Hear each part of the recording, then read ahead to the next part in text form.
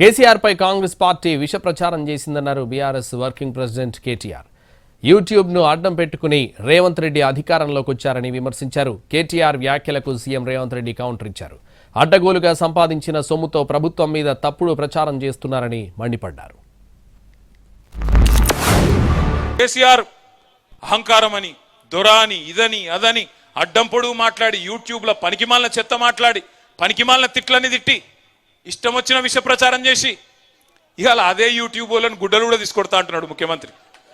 ఏ యూట్యూబ్ని అడ్డం పెట్టుకొని ముఖ్యమంత్రి అయిండో ఈ సన్నాసి రేవంత్ రెడ్డి, ఇవాళ అదే యూట్యూబ్ వాళ్ళనట గుడ్డలు కూడా తీసుకొడతారట.